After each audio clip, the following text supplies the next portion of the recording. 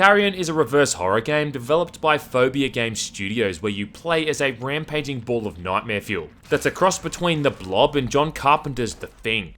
Combine that gooey, gory abomination with elements from the Aliens franchise, and it even kind of reminded me of Little Shop of Horrors, just instead of a wise talking houseplant, you're a sentient lump of tentacles that grows and evolves over time, feeding off whichever poor unfortunate victim finds its way into your clutches.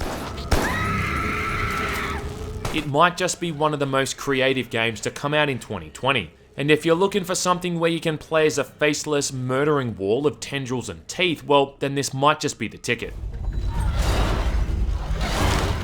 Now, there's not all that much of a story here, and about the only thing we get that's close to one is through ambiguous flashbacks when we're playing as a nameless human.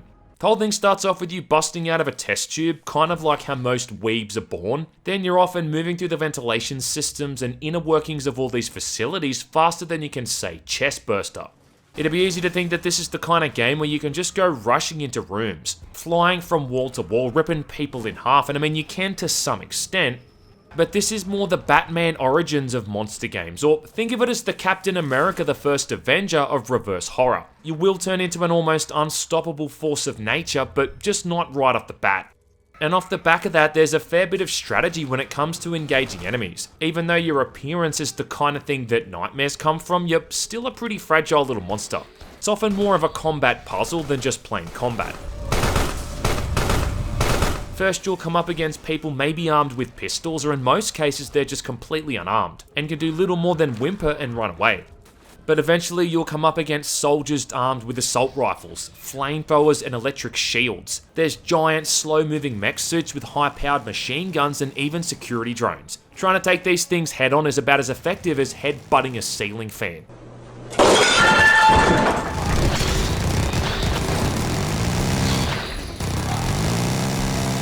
So you've often got to take your time, lurk in the recesses of the walls for a bit and wait for the opportune time to strike. Then you can safely repaint the walls with their insides. As you start off, you're pretty limited in what abilities you've got, and then as you move through the campaign, you're going to unlock further powers. You're constantly evolving and learning new tricks, and while you do start off being pretty small and only mildly horrifying, eventually you'll just be this giant mass that fills up the screen, kinda like your mum's webcam show. The most basic skill is being able to use one of your tentacles to pick up objects like vent covers, or even outright just picking someone up, throwing them around like a toy or shoving them down your gob. You can throw someone back and forth across the walls to bludgeon them to death and pick up security drones and hammer them into the ground. To dumb it down, you've basically got three forms here, right? With each one having its own distinct skills. The basic form being the smallest, you can shoot out a little webbed arm, useful for restraining people or grabbing switches or levers that are just out of reach.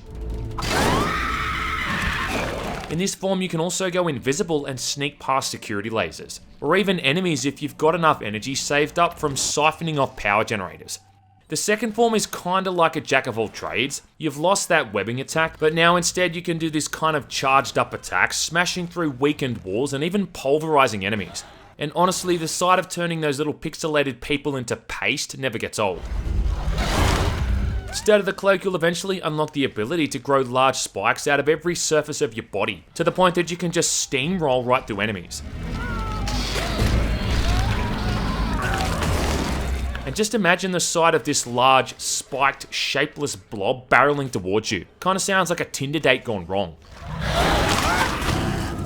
The final form is the biggest one yet, and you're almost like an organic train carriage at this point. Remember at the end of the Blob remake where it's moving down the middle of the street and just smashing scientists to a pulp? Well, yeah, this is kind of the same thing.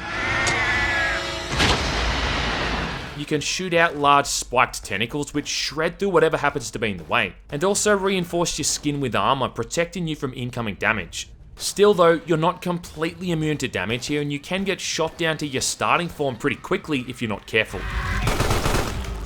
Probably the coolest mechanic though is one of the last ones you get, where you can outright possess other people, jumping in through their head and taking over their entire central nervous system. Damn. You can shoot weapons, unlock doors, or even hop into mech suits and mow down unsuspecting humans. It is rad as fuck. And it all combines to make Carrion a very unique experience, having to utilise all of the various skills across these three forms to make your way through the levels. Sometimes you'll even have to purposefully downgrade yourself to a smaller size to complete one of the game's many environmental puzzles. It's even got a bit of a light Metroidvania vibe to it as well, heading back to previous places to access new areas. There's about half a dozen or so areas in the game, and the general goal for each of these is to eventually find up to 6 different save points, where you're able to leave behind a piece of your biomass. With each one of these located and activated, one segment to the exit door unlocks. Then after you've found all of these, you can go on to the next area, get up to no good, and start causing some trouble in another neighbourhood. I've got to say that I think praise has to really go to the animations for controlling this thing. Carrion works with either a controller or the mouse and keyboard, but to be honest, I actually found that it worked better with the mouse and the keyboard.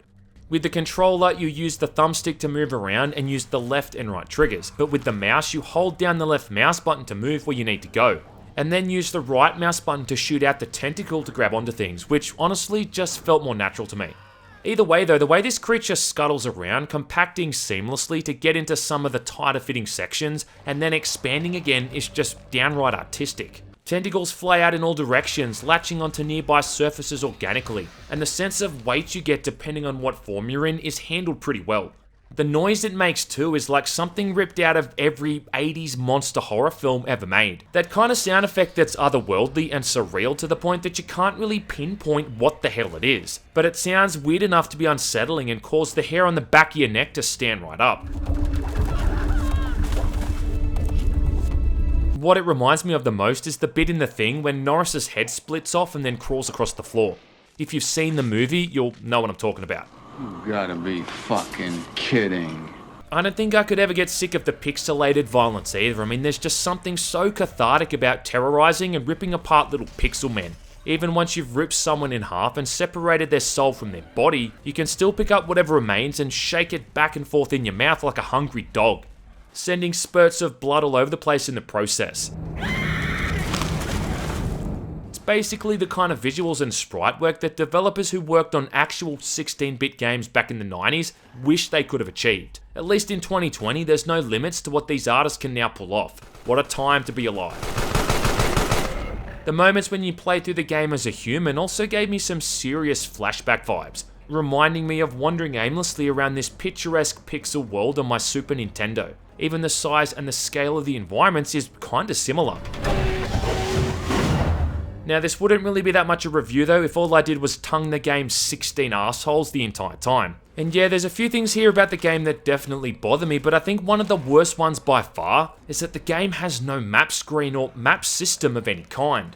In what's basically a Metroidvania style game where you're moving around multiple screens in some pretty complex environments, often having to backtrack through previous areas for there not to be any kind of map screen is kinda ludicrous.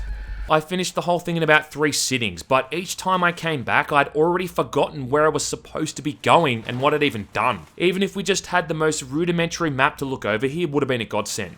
Whenever you flip a switch or activate something, the game's going to show you what that's done, but it's not always that easy to remember how you get back to that point. I think there's also definitely some issues with the controls. I mean, sometimes you're trying to be sneaky and take out enemies before they've seen you, but all it takes is a tiny part of you to be sticking out in the open for them to go into full-on attack mode. It's often unclear what surfaces they can see and shoot you through as well, so expect to die a fair bit here as you come to grips with learning this stuff. I had countless times too where I'd picked someone up and thrown them across the goddamn room with such force that they should have turned into a human pancake, yet they somehow survived and killed me too a few seconds later.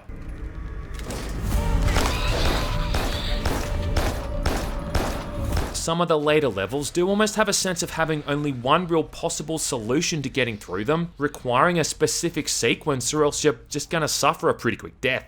This is in contrast to some of the earlier areas where you can really choose a subtle or a less subtle approach. It also feels like it's a bit of a wasted opportunity not being able to use the darkness as a means of stealth either. Being able to smash a light, for instance, and hide in the shadows above an unsuspecting victim would have been awesome. As a result, it all just seems to be based off line of sight, which is pretty basic. Maybe that's something they can work on for Carrion too. this ain't the longest game ever made either, coming in at about 4 hours, but this might be a blessing more than a curse. And these are 4 hours where you'll mostly be engaged with what you're supposed to be doing, save for those few moments where you're kinda lost and not sure where to go to next. All of your evolutions and abilities are introduced in a way that doesn't feel overwhelming, but also in a speed where it doesn't feel too slow either. You get just enough time to play around with your food before they give you another utensil to use. To me, it feels like a tightly crafted game that goes on for just as long as it needs to. I guess my point though is if you're looking for a super long game here with loads of replayability, well, this ain't it. In fact, I can't think of any real reason to want to play this thing again, considering you'll unlock most if not all of the achievements with a single playthrough. Still, Carrion is one of the most interesting games to come out this year, and a further testament to the kind of creativity you get to see from indie developers. It takes a basic premise and it runs with it, and for the 4 or 5 hours it lasts, well, there's nothing quite like it. And I think people who can pick up on all the pop culture references and can appreciate what the game is trying to do are gonna have a lot of fun here. But even then, folks who just want to play as a mindless, soulless killing machine, trying to discover your origins in between murdering everyone and everything, are also gonna have a blast. Surprise, motherfucker!